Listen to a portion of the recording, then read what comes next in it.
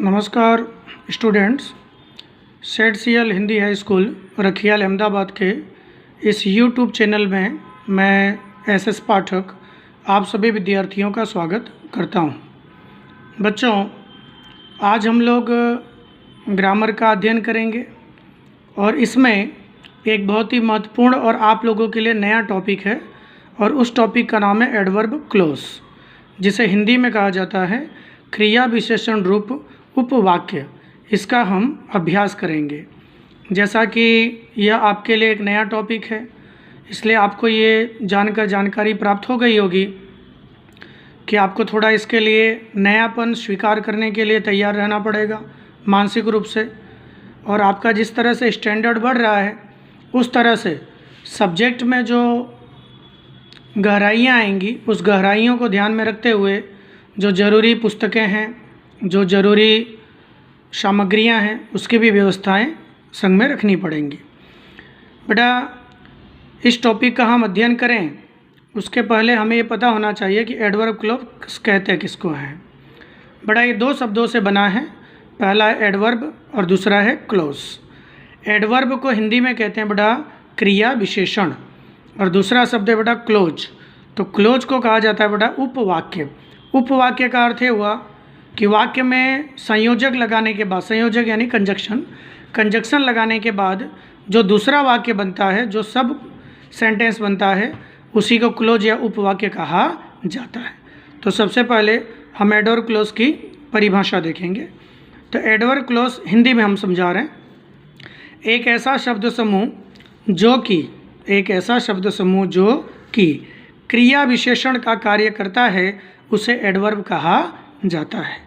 बड़ा एडवर्ब के टोटल मिलाकर के 9 प्रकार होते हैं। इसमें पहला होता है बेटा एडवर्ब क्लोज ऑफ कंडीशन। इसे हिंदी में कहते हैं शर्त सूचक क्रिया विशेषण रूप उपवाक्य। बेटा, इसमें 2 कंजक्शन का उपयोग किया जाता है। पहला कंजक्शन होता है इफ़, जिसे हिंदी में कहते हैं यदि, और दूसरा कंजक्शन होता है अनलेस। इसे हिंदी में कहा जाता है यदि नहीं। तो कोई आपसे पूछे कि एडवर्ब क्लोज ऑफ कंडीशन में किसका उपयोग किया जाता है, तो आपका आंसर होगा इफ़ और अनलेस। दूसरा सेकंड होता है बेटा adverb close of place. Place को बेटा लोकेशन कहते हैं। प्लेस या लोकेशन का हिंदी शब्द होता है बेटा स्थान, तो इसका हिंदी होता है स्थान सूचक क्रिया विशेषण रूप उपवाक्य। बेटा, इसमें भी 2 कंजक्शन का उपयोग होता है। इसमें वेयर तथा वेयर ईवर का उपयोग किया जाता है। अब बेटा, यहाँ पर वेयर का अर्थ होगा जहाँ और वेयर ईवर का अर्थ होगा जहाँ जहाँ। तीसरा होता है बेटा एडवर्ब क्लोज ऑफ कॉन्ट्रास्ट। बेटा, कॉन्ट्रास्ट का अर्थ होता है विरोधाभास, तो इसका हिंदी होगा विरोधाभास सूचक क्रिया विशेषण रूप उपवाक्य। बेटा, इसमें बट, एट, स्टिल, दो, ऑल्दो, हाउएवर तथा एज जैसे शब्दों का समावेश होता है। अब इसमें जो शुरुआत के 3 कंजक्शन आ रहे हैं बट, एट और स्टिल, इन तीनों का अर्थ होता है बेटा परंतु या लेकिन, और ये तीनों समानार्थी शब्द होते हैं। उसके बाद जो 4 कंजक्शन आ रहे हैं दो, ऑल्दो, हाउएवर और एस, बेटा इन चारों का अर्थ होता है यद्यपि, या उसको कहते हैं जैसा कि। ये चारों भी समानार्थी होते हैं पर इनके जो उपयोग होते हैं वो एक दूसरे से अलग होते हैं। चौथा होता है बेटा एडवर्ब क्लोज ऑफ मैनर। बेटा, मैनर का अर्थ होता है व्यवहार या संस्कार या शिस्त। अब इसका हिंदी अर्थ होता है बेटा व्यवहार सूचक क्रिया विशेषण रूप उपवाक्य। अब बेटा, इसमें 2 कंजक्शन आते हैं, पहला होता है एज और दूसरा होता है एज इफ़।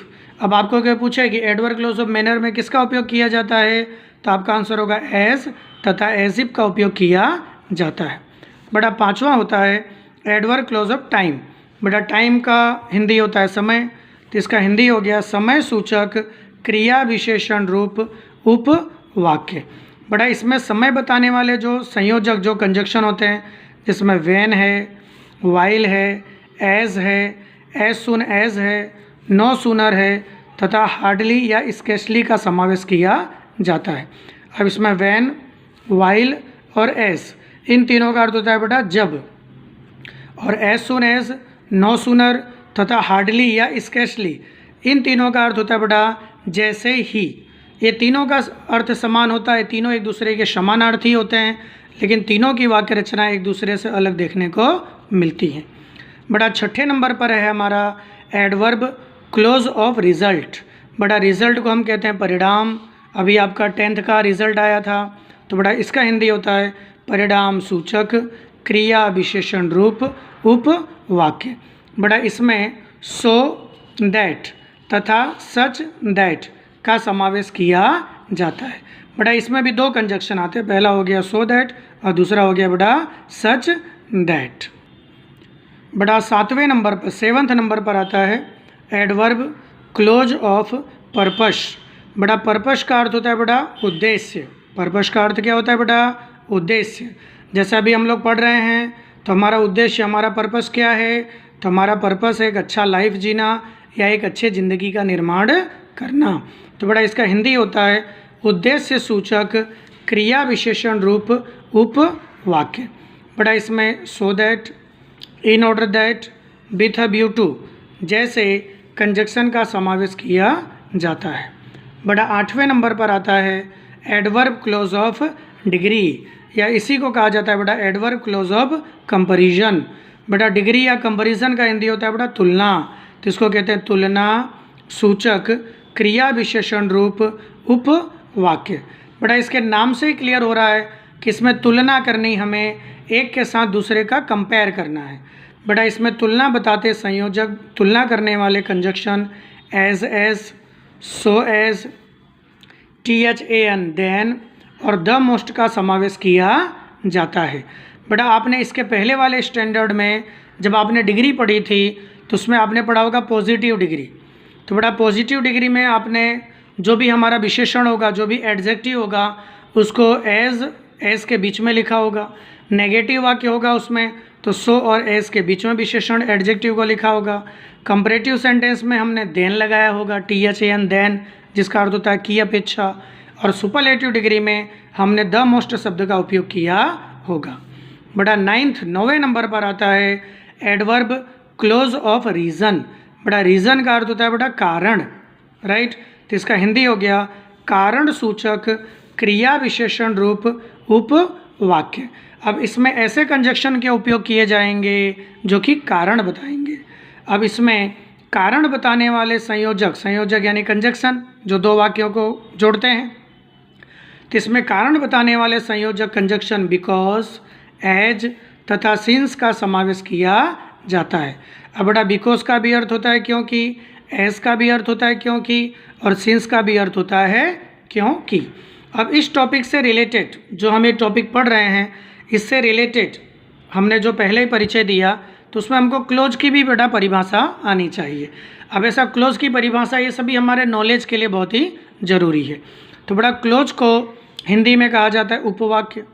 उपवाक्य बनाते समय 2 शब्द समूह का निर्माण होता है, यानी जब हम उपवाक्य बनाते हैं तो 2 प्रकार के शब्द समूह बनते हैं।